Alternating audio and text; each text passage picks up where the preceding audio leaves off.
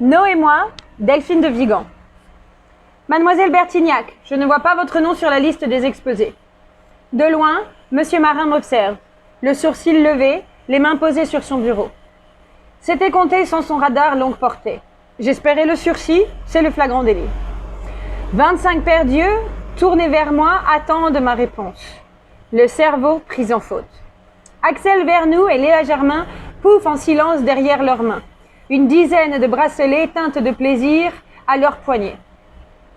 Si je pouvais m'enfoncer 100 km sous terre, à côté de la litosphère, ça m'arrangerait un peu. J'ai horreur des exposés. J'ai horreur de prendre la parole devant la classe. Une faille sismique s'est ouverte sous mes pieds, mais rien ne bouge, rien ne s'effondre. Je préfère m'évanouir là, tout de suite. Foudroyé, je tomberai raide de ma petite odeur. Les conversions éventaillent, les bras en croix.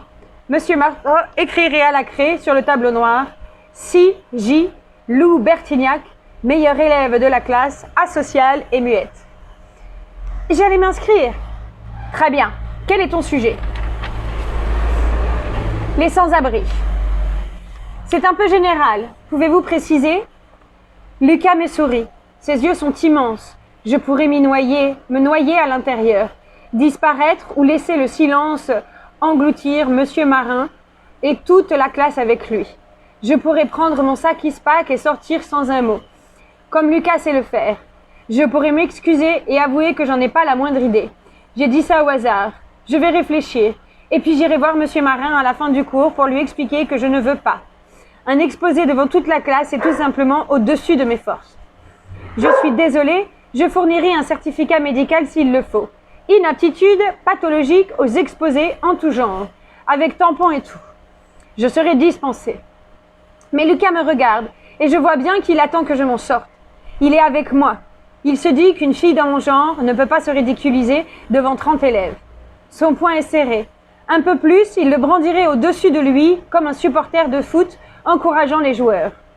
Mais soudain, le silence pèse. On se croirait dans une église. Je vais retracer l'itinéraire d'une jeune femme sans abri, sa vie. Enfin, son histoire, je veux dire. Comment elle s'est retrouvée dans la rue.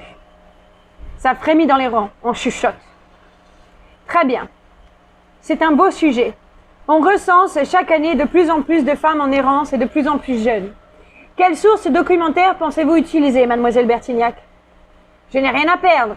Ou tellement que ça ne se compte plus sur les doigts d'une main, ni même 10. Ça relève de l'infiniment grand. Le témoignage. Je vais interviewer une jeune femme SDF. Je l'ai rencontrée hier. Elle a accepté.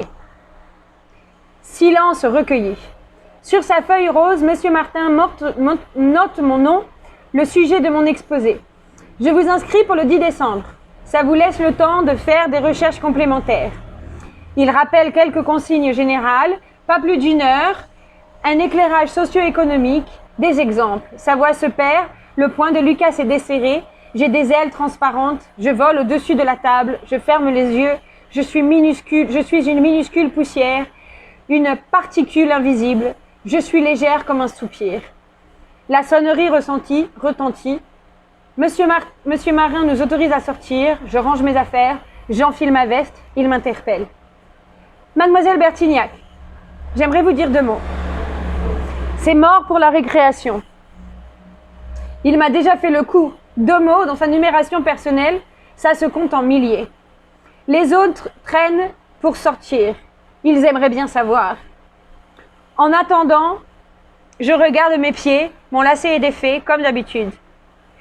D'où vient qu'avec un QI de 160, je ne suis pas foutu de faire un lacet. Vous ferez attention à vous avec votre histoire d'interview. N'allez pas faire de mauvaises rencontres. Vous devriez peut-être vous faire accompagner par votre mère ou votre père. Ne vous inquiétez pas, tout est organisé. Ma mère ne sort plus de chez moi depuis des années et mon père pleure en cachette dans la salle de bain. Voilà ce que j'aurais dû lui dire.